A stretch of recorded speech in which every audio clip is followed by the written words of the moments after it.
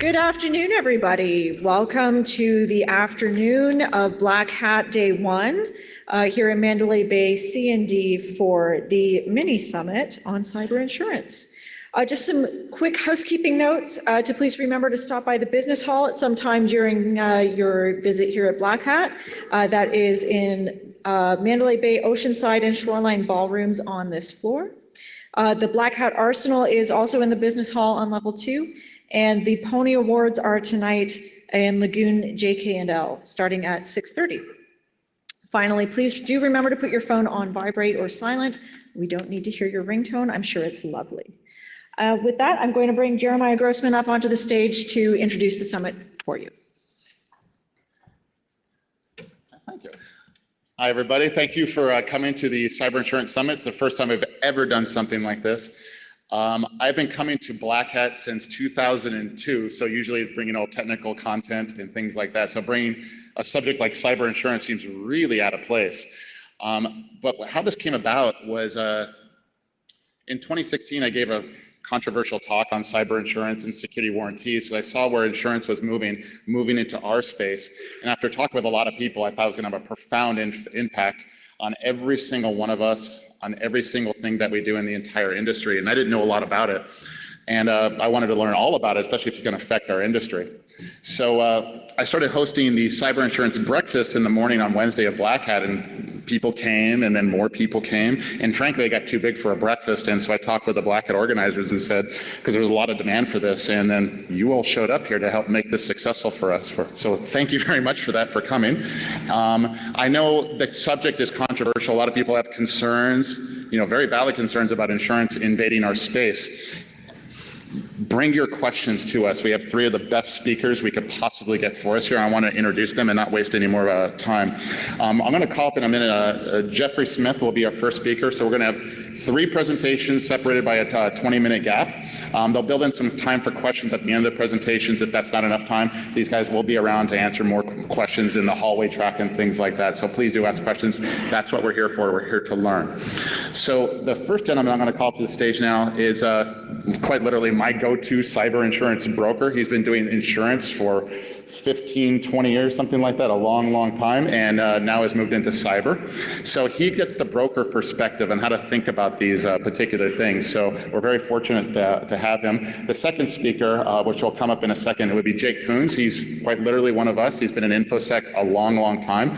He's going to show you how cyber insurance fits and impacts your cybersecurity program in general. And then following that, we are going to have Matt Prevost, pronouncing it correctly. He's from Chubb. He's an actual underwriter, an actual carrier who writes these policies for a living, and is one of the biggest, if not the biggest carrier in this space that we have. So we're very fortunate these people here to teach us the things that they know. So with that, I'm going to have Jeffrey come on stage and do a 101 talk for us. Thank you, Jeffrey. Thank you. Thank you.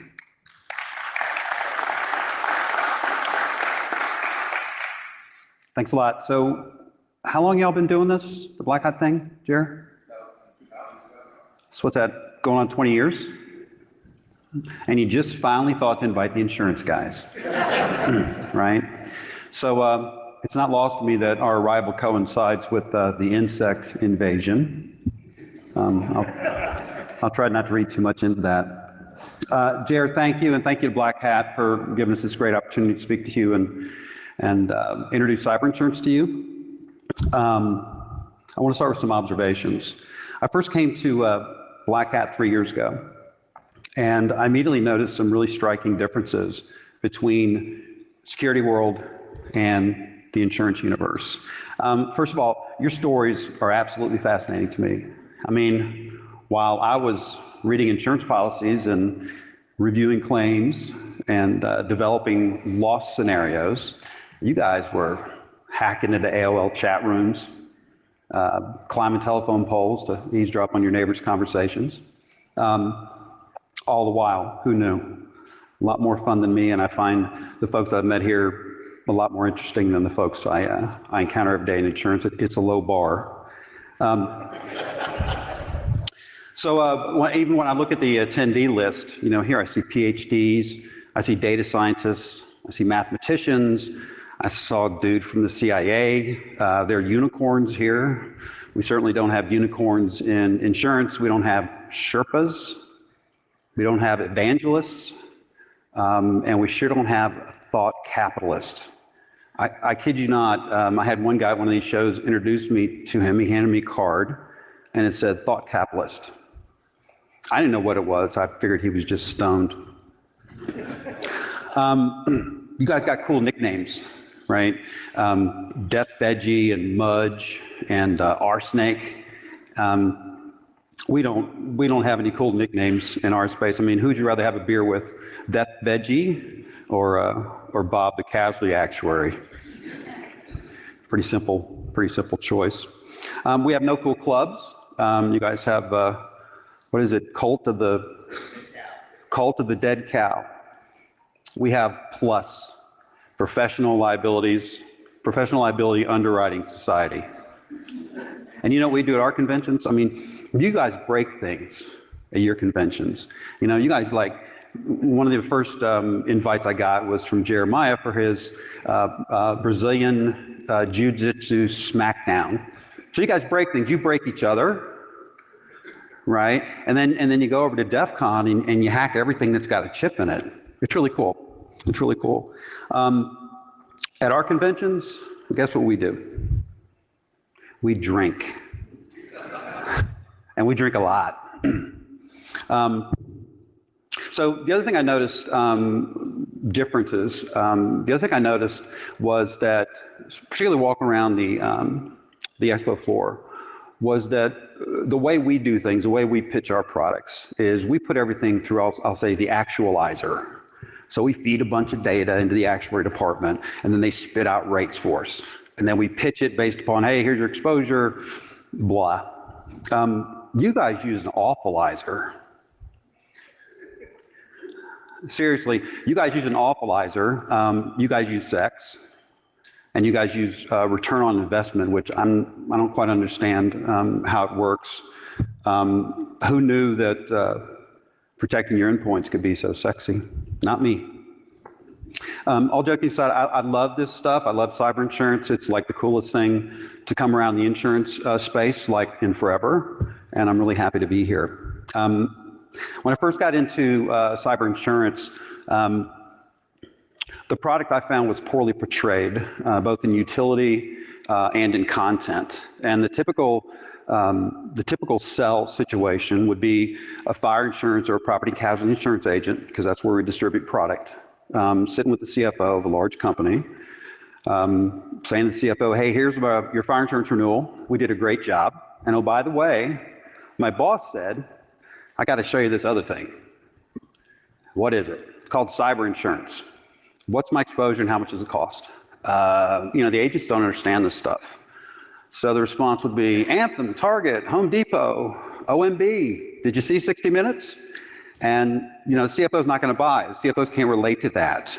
So there was no sell, there was no traction, and more importantly, that business was not any better prepared or any better protected from a cyber risk than they were before he walked in the door. So in terms of other insurance, the way other insurance is underwritten, as I mentioned before, we actualize everything. So on any given risk, let's say it's a workers' compensation risk. On large companies, we may have 100,000 claim files for that company to develop and come up with rates. And so we end up with a really tight rate with that many losses. And on top of that, actually, the actuaries will have access to millions of files through aggregators. And they further use that to develop claims. So a good example is, let's talk about a large nursing home chain. I can tell you that for every $100 of payroll, you're going to pay $2 in claims. Further, I can tell you you're going to have 110 to 115 claims a year. I can tell you that 80% of your claims are going to be under $1,500. I can tell you 50% or 60% of your severity, meaning the aggregate claims payouts, are going to be due to back strains. I can tell you that the other 20% is going to be due, or 40% is going to be due to needle sticks. I can tell you all this when we underwrite a workers' comp risk. I can also tell you in a nursing home risk, if you use mechanical lifts to lift residents instead of lifting them individually, we can cut your rate by 45% because we have data on that. That's not the case in cyber insurance because it's a new and evolving product. We don't have credible actuarial data. Claims are starting to happen. We're going to talk about that in detail, but we don't have that. And so why did I come to Black Hat? I came to Black Hat the first time 3 years ago. I think I mentioned that. And the idea was I wanted to be able to better position our product. So I wanted to be able to give my agent risk-specific stuff so that he could better connect with the CFO and better explain his exposures, maybe provide some recommendations. And so the CFO would actually see the value proposition and we'd close more deals. I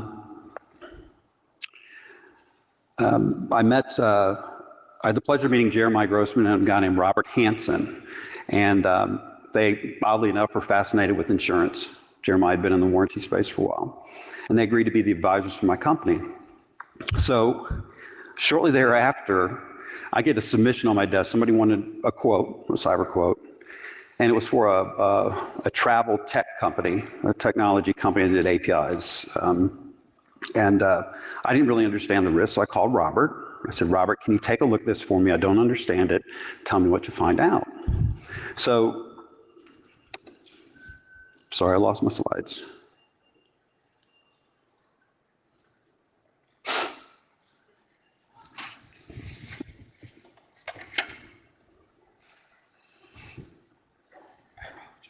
No worries.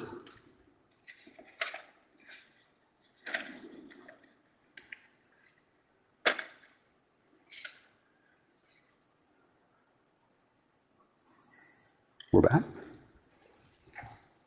Sorry about that. Anyhow, so I tell Robert that, you know, this agent had been trying to win this account for 3 years, and he was trying to win the whole, you know, he wanted to win the whole business insurance portfolio for this company. And he was really frustrated because this account, not only did they not buy cyber insurance, they didn't buy technology, errors and emissions insurance. And this was a $50-60 million company, so it's pretty significant. So Robert calls me and says, Jeffrey, don't write this one with your money. And I said, well, Robert, first, I don't write anything with my money. And second, send me an email, tell me what's up with it. So Robert, this is the email I get from Robert. Robert says, there's a lot wrong with this company, dude. Laugh out loud. No HTTPS. We talked about that before, but on key forums, I'm amazed their customers haven't complained. Chrome will actually block this stuff now, not to mention Google will degrade their page rank. That's possibly a good thing from a security perspective, actually, less people will find and hack them. And then he talks about the 1Password. More importantly, what was crazy is that Robert took me to one of the landing pages for this company. It was actually the page where their customers log in. And he drew my attention to the bottom, and there are a bunch of Chinese symbols in a link at the bottom of the page, and I clicked on it, and it took me to the Chinese government. It looked like a Chinese government website. So I called the agent, and I said, get the CEO and CFO on the phone. So we get them on the phone, and my first question is, so are you guys arranging travel for the Chinese government? And there's dead silence. And then the response was kind of like, what you talking about, Willis? And so to make a long story short, they called people like you. We cleaned up the risk. And you know, the agent, we put together a product for them that worked for them, Tech E&O and a cyber policy, and they're still a customer today. The key takeaways today, ideally, what I'd like for you to walk away with is some understanding of cyber insurance and how it works. And you know, not unlike your space, we get beat up a lot. I'm going to talk about some common ground. I mean, we're all in the same business, I believe. What the value proposition is, what's included. We're going to talk a little bit about calculating claim costs as we see them. And then a little bit on market intel, because these guys are going to cover that and a lot of these in more detail in the upcoming sessions. So, do you guys get this a lot? Cyber insurance or InfoSec, it's scary and confusing, but at least it's boring. And that's not an uncommon sort of response. So, CFOs say, oh my God, I saw something in the news, or one of my pals got, hacked. Get out here, come talk to us about that insurance stuff. And then we get out there and they're like, 10 minutes and they go, this is confusing. And now I just want you to leave. So we're kind of in the same boat in that respect. So I think some of y'all recognize these guys. It's like, last time I saw you, I gave you more money for security. You've been hacked. So this slide to me is about efficacy. We both share the problem of perception of the efficacy of our products. And that's a big common thread. And so basically we're in the same business. So what's the value proposition of cyber insurance? First is an outside perspective. So we'll talk a little bit about evolving services and front-end evaluation services in a second, but it's a fresh look under the hood and possibly be a stamp of approval or identify some things that maybe can improve with the risk. Then you're talking about immediate support. So the question here is, and this is probably my view, one of the most valuable aspect of these products and what differentiates them from other insurance products is who are you going to call? Do you know PR people or lawyers who specialize in cyber response? Do you have them on your speed dial? Comes with the product. All these people are vetted. Financial recovery, reputation management, loss income, or downtime, and then getting back to business. So the product will also deal with the litigation that you may face after the fact, work with you on repairing any reputational issue. What is it? It's an insurance contract. It's like any other insurance contract. It looks like every other insurance contract and is written like most other insurance contracts. The product is new, relatively speaking. The product is either probably 50% of the market. The insurance is provided in other insurance. So like it could be a business owner's policy, it could be a crime policy, you could have riders, malpractice policy. It's not uncommon for them to have cyber insurance riders. The problem with these riders is that the coverage is short, so the limits are typically really short, like $100,000, $250,000, and the coverage kind of sucks. So the product is, the standalone market, which we play in, is growing. So, it's at some point in the next few years, it's going to surpass the blended market. And I think at some point in time, cyber insurance is going to be part of any standard business insurance portfolio, along with property and workers' comp and general liability. Now, it's distributed primarily through retail insurance agents, property and casualty agents.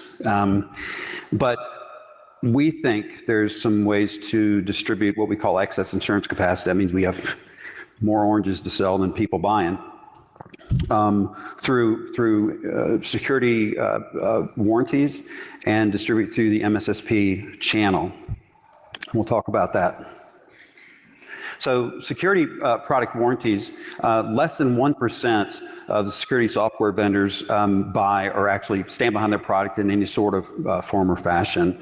A lot of them, particularly the smaller ones who have great products, they may not have adequate errors and omissions or professional liability insurance to cover them, because if they're not warranting their product, if your antivirus doesn't work, you can't take it back to the man who sold it to you and said, here, give me my money back and make me whole. You have to sue them to get whole, and that's what a technology errors and omissions insurance policy does.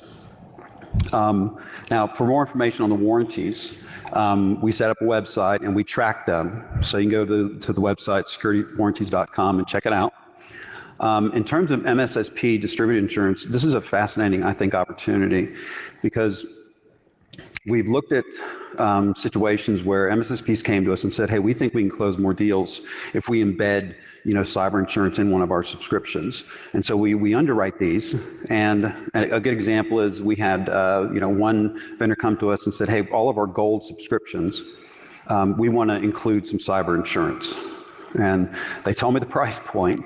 And so we came up with a product that was, I can't remember, it was $250,000 or $500,000 worth of insurance that would be, baked in the product, baked into their subscription.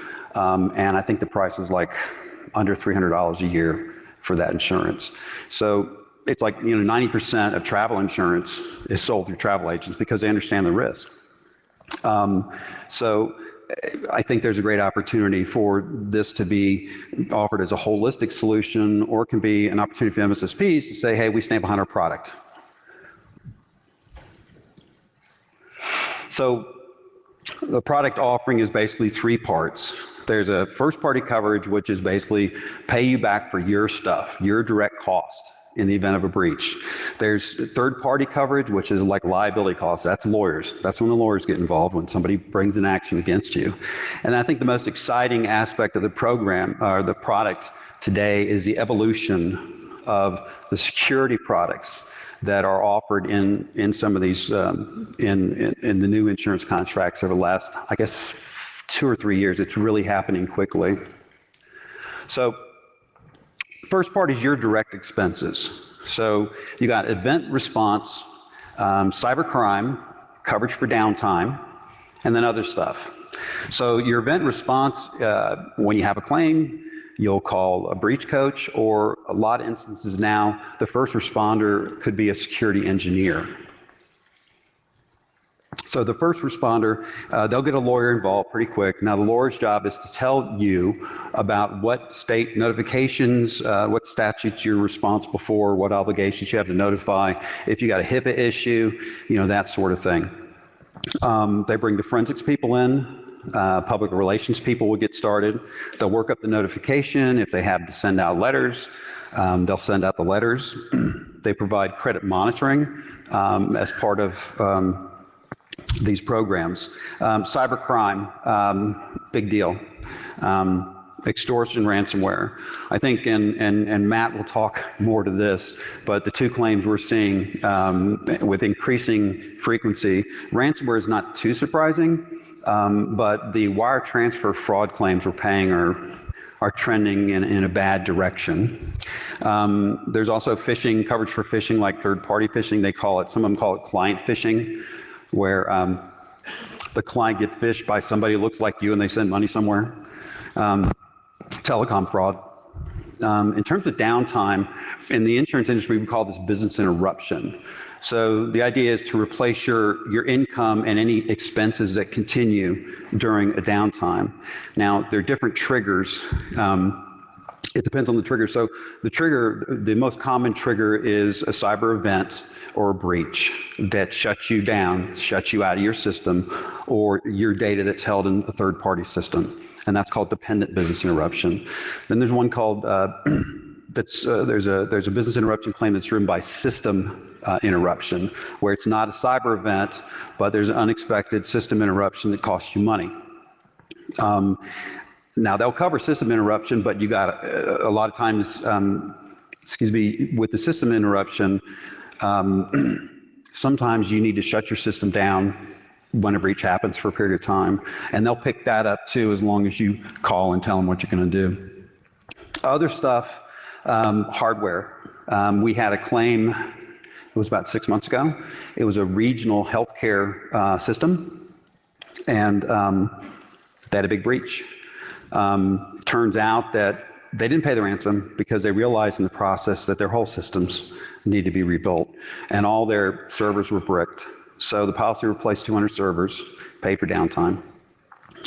Court attendance, reward expenses, some little sexy bells and whistles, picks up, crypto jacking. Some of them will include expenses for claims preparation, which is forensic accountants and stuff to come in and calculate what your business interruption loss is. Okay, resolving third-party claims. First-party claims are probably, I'm told, 80% or so. But when you get sued, you get sued. So you have security, privacy, liability. So that's defense and damages. Now, I say liability assumed under contract. That's a sticky wicket.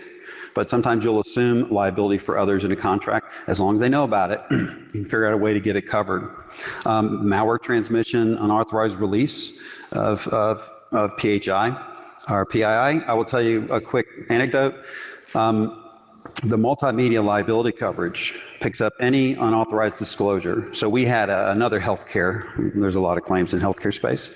We had another healthcare customer who One of the employees, it's a small town, and one of the employees went out, was drinking beers with his buddy, and decided to share information on the medical file of one of their patients. Well, it's a small town, so this woman found out, and she brought an action against him. And the policy picked up defense and damages because it picks up any liability for unauthorized release of privileged information. Regulatory defense and penalties, that's a big deal, especially with GDPR. PCI DSS, assessments, fines, card reissuance expenses, and then multimedia liability, electronic or written, libel, slander, defamation, infringement on copyrights, and the like. Now, this is where things are really happening quickly. Traditionally, the insurance industry's solution to every problem is to give you an insurance policy and an 800 number, right? And early on, that's what this policy did. It did provide the services, a lot of the services. But as time's going by, you're starting to see an evolution in terms of more services. Now, this is a company called Coalition. They got a really interesting prop. First of all, they actually include, and they write companies under $500 million, but they actually include apps. They do a risk assessment up front. They include apps that hopefully will at least work to keep the insured safe during the policy period. Claim comes in. They get the experts involved. Then after, they work to mitigate your claim after the fact with public relations and what have you. So this is the trend in our space, is they're starting to include security tools, a lot of the tools that you guys use to assess risk. And so getting back to the insurance agent, this time the insurance agent goes out and sits with the CFO and says, hey, we did an assessment. We found you have a remote, you're using unprotected remote desktop protocol. You've got some servers that aren't behind firewalls. You've got some patching issues and the like. So it actually gives the agent something tangible to speak to the insured about. So maybe it's better to understand these in terms of the timeline of a claim. So you have the breach, then you have the breach coach, the forensics folks jump in. Claims, they evaluate the claim's legitimacy. They'll get involved with they'll identify what regulatory and legal issues you have, and then they'll engage the other resources. Then in the near term crisis, they'll notify who needs to be notified. They'll provide the credit monitoring. The data recovery comes into play. And then the long-term consequences, this is where your downtime comes into play, and lawsuits. And again, the evolving area is the mitigation tools and consultation. So most of the carriers have some form of training, but originally just like you get online, you're watching videos. Now there's some more interactive training that they're including in their policy up to a certain threshold. They're offering phishing simulations, domain protection, network monitoring, patch monitoring, password apps, and then security folks and legal people are on call if you have questions during the policy period. How much does a claim cost? How much insurance do we need? So I'm going to show you two scenarios. This scenario is, both scenarios are going to use 1.5 million files. So this scenario was just PII. There was a hack. They are not in California. They've not had a hack recently. We figured that the system itself was probably of average complexity. It'd make regional news, and the security controls were average. Now, we pegged this claim at about $3.54 per file. Now, a note about information that you hear in our space. Have any of y'all heard 65% of small businesses go out of business after a hack? Has anybody heard that stat? Well, it's good because it's bullshit. And I say that, they told me to watch my language. I say that because even the source, the alleged source, came out and said that's not true. There's no data to support that. Now, have we seen companies small companies go down? Yeah, we saw a company go down in the recent Quest Lab hack. In Quest Labs, they didn't get hacked directly. They had engaged a billing vendor, which most of these labs do. The billing vendor engaged a really small collections agent. The collection agent got hacked, and they noodled their way in. The collection agent was maybe a $200,000, correct me, I'm not sure this is 100% accurate. I think maybe they had 100, 150 employees. Filed for bankruptcy immediately. I don't know if they had insurance or not. The other data that's out there, I guess the bellwether study is that says, they came out a few years ago and said, hey, it's $300 a file for your health care and get up to $250 a file, those sort of things. I haven't really seen those numbers. I've seen a couple small insureds, really small insureds get hit with under 1,000 files, and they got hammered by HIPAA. So the cost of those files may be $1,500. But I think these numbers are more realistic in terms of what we see. Now, this risk was in California. It was a healthcare concern, and you can see the cost. So this one jumped 5-fold, or maybe actually more than closer to 6-fold from the prior example. Coverage limitations. So it's important to understand that in an insurance policy, your coverage limitations can come in 3 areas. Exclusions, but there are also conditions and definitions that can hide, coverage limitations. The thing about exclusions, people think exclusions, oh, they're going to exclude it because they want to or they don't want to pay a claim. There are really a finite number of reasons for an exclusion to be an insurance policy. It's either insured somewhere else, like cyber insurance ain't going to cover workers' comp or property or directors and officers' liability. It's uninsurable, like war, core internet failure, and what have you. Or it's against public policy. We're not going to pick up intentional crimes or acts. We're not going to pick up fines and penalties that are not insurable by law. There's some states that don't allow punitive damages to be insured, for example. And then there are other, if a claim is filed, if a claim occurred or was filed before the policy period, if there are contractual issues that weren't addressed at inception. Betterment means, a theory of insurance, the concept of indemnity means that the concept of insurance is to put you back in the place that you were before a claim, not improve your situation.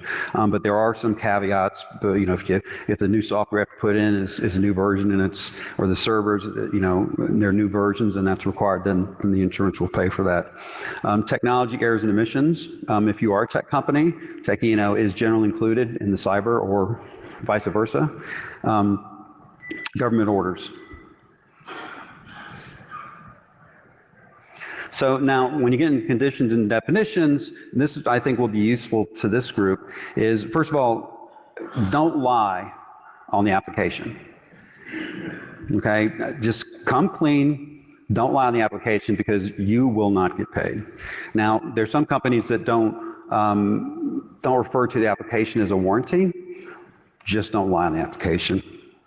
Reporting provisions, you have certain duties in the event of a claim and how you report a claim, the timing, how you report a claim, who you report it to. In the event of a claim, I had a claim, it was about a month ago, and it was a small company. They got hacked. They called us. We got security people involved. We did all the things we're supposed to do. And when the forensics people got involved, they got a call. And they said, hey, Brandon and IT wiped the server. They had backups, so they said, hey, this is awesome, we have backups. And for whatever reason, Brandon and IT wiped the server. Well, again, this is another healthcare company, and they had HIPAA obligations. And the forensics, we couldn't go in there and tell them if they had a HIPAA violation or not, because it was gone. So don't do stuff like that. You have retentions and wait periods. Retentions are easy to understand. Wait periods are different. So wait periods refer to the downtime. So you may have an 8-hour downtime retention. After 8 hours downtime, the insurance will respond. The state of the market, and my colleagues here are going to get into a lot more detail. It continues to grow, but there are a lot of challenges. There's a big concern about systemic risks that will knock everybody out of the box. I would say Warren Buffett was recently asked about cyber insurance, and his response was, we're going to write as little of it as possible because I don't understand it. I don't think anybody understands it. In terms of the cyber insurance market, it's evolving. It's super competitive, but it makes up only about 1% of all, business insurance premiums. There are 500, I think Matt was saying over 700 now maybe of insurance actually providing some type of cyber insurance, but they're really only, in my view, only about 20 players who really understand and know how to assess risk. There are two distinct markets. There's an enterprise market, and then there's a small to medium enterprise market. The latter is probably under $500 million, give or take, depending on the market or the insurer. The take-up rates are difficult to measure. There's all different information. It's even difficult for the insurance people, like AM Best, who's a credit rating agency for the insurance industry, to figure that out. But it's under 50% in my opinion. And there's an evolution, as I mentioned earlier, to these insurtechs. And so instead of doing the traditional underwriting, issuing you a policy and an 800 number, they actually have platforms where I can go on a platform with one of my carriers. I can put in 6 data points, and in 7 seconds, I get a risk assessment. It's got asset inventory. It's got all the stuff I mentioned earlier before. I get a quotation. I get a specimen policy with all the information in it. I can bind coverage in seconds. And so they're making it a lot easier, and they're adding more security features to the product. So I guess, my message here is that what I've learned is the more we take your stuff and combine it with our stuff, the better outcomes are going to be enjoyed by our customers. So that's all I got. Any questions? Yes. There was a section where you talked about cyber cover, and then another section where you talked about terrorism and what happened. Sure. And there's kind of a blurry line there. Yeah. Because, like, if the point of origin happens to be a country that's at war with one, does that not matter? Yeah, so I think I had that asterisk. So the question was crime versus terrorism. And so terrorism coverage can be insured. There's a lot of gray area. I think Matt can probably speak to this more specifically than I can, but terrorism through TRIA can be picked up. The definitions, a lot of the claims you hear about that weren't covered, like the big ones recently that are making all the headlines, a lot of times they didn't buy a standalone cyber insurance policy. They were trying to recover from their property insurance policy. But that is a great question, and it's evolving. What's next? Yes. How about cyber warfare? Yeah, like the recent attacks of WannaCry not did some of the insurance vehicles as extra cyber warfare. Okay. And categorized it. What's your take on that? The question was about cyber warfare. Now, under cyber policy, if you get breached, generally there's going to be coverage. If you have a property policy and you get breached through a cyber war, the challenge with this is how do you define cyber war? And again, I'm going to defer to Matt to get into that in a little more detail for you. What's next? Yes, sir. Kind of twofold question. Number one, when you talk about what's my exposure, how do you communicate to the CFO who helps you kind of understand your exposure? And then secondarily, you talked about underwriting results being strong. I mean, what is the black box that actuaries are putting into the data to determine claim costs or underwriting policy? Sure. So the question was, in terms of the CFOs who buy this stuff, who do they go to help them assess the risk and explain the risk to? The second question, well, let me talk to the first question. Usually there's an IT person involved, and Jake's going to talk about your role and how you can improve outcomes. So I won't steal, his thunder. But usually there's an IT person. We closed a deal today, and they had an outside IT guy, and that's who they wanted to be the contact. But usually the IT people are the ones that sit and communicate, unless they don't have one. In smaller companies, we get involved and do that. Second question was in terms of the black box. Is there a black box, Matt? We'll get into that. Yeah. So there aren't a lot of claims, and so I hate to say it, and Jeremiah said this before, it's a land grab. Everybody feels like they need to be in the space. So it's a land grab. Most companies, in my view, they don't know what they have. There's a lot of people, there's a lot of competition. I think they have a very valuable product that it's evolving. I think the larger you go, when you start getting into large enterprises, they're starting to understand exposures. That's the challenge, is they're not understanding it from a actuarial perspective, because the data is just not there. It's coming, but it's just not there.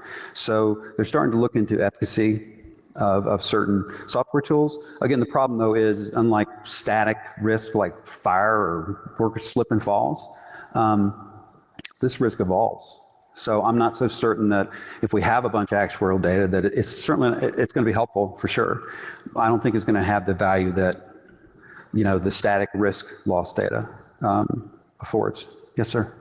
Are there specific controls that you as an industry take to help lower costs? So if you have specific controls in place, you can go to your CFO and say, we have these controls in place, take that to the underwriter, and the underwriter will say, we have these controls in place, you have fire insurance, you have fire alarms, you reduce costs. Are there any controls you have in the security sector that will address that lower cost for the CFO? The question was, are there security measures that the CFO needs to know about to generate, I guess, the best, you know, insurance outcome? The answer is yes. And again, I hate to defer to Matt and Jake, but they're going to get into the underwriting, the technical aspects of underwriting. But from my perspective, historically, carriers have sent you this 5 or 10 page app, and you're checking a bunch of boxes that, quite frankly, don't matter. You know how we get a hard time for, you know, whether we pay or not. You know, y'all get a hard time because, you know, your antivirus and firewalls, you know, they don't always work. Am I right, Jeremiah? So, yeah. So the top ones that we see, at least in my space, are two-factor authentication, administrative privileges. If you're sending a wire, just pick up the phone and call the person who's getting the wire. You know, so there's some of those that, you know, blocking and tackling that are pretty obvious, but the insurers are getting smarter about that. They're actually, you know, they're running these passive scans now, and they're underwriting based upon those scans. Yes, sir. When it comes to ransomware, I mean, do you have a line in your policies about the ransom itself, paying it? I mean, if a couple of local smaller municipalities recently were hit, and they paid out, Yeah. because they said your insurance was going to cover it. I mean, it seems like an odd thing to cover it.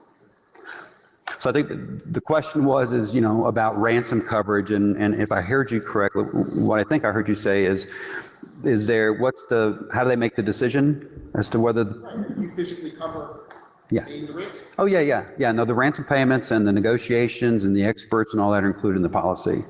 And what's interesting about those two claims is the amount. Because heretofore, yeah, the amounts were insane, right? I lived in Atlanta, so we had Jackson County. Well, I mean, we had Atlanta, right? And we had Jackson County, Georgia, you know, under 50,000 population, paid $400,000. You had the two towns in Florida paid $400,000 and $600,000. They're insured. And how they make decisions, you know, it's funny because a lot of companies are really, they just don't want to pay. You know, they'll get the FBI in there and they'll say, yeah, we recommend you don't pay. The problem is, you know, if you have a backup and they didn't get to that too, you know, that can be a great decision. But a lot of times that's not there. And as you guys know, the efficacy of a lot of systems out there leave a lot to be desired. Yeah. Okay. I think that's about it for questions. I think I'm out of time. I'm going to be headed to a media room, so if you guys got more questions, I'm happy to answer them. And hey, I really appreciate your time. It's been fun being here.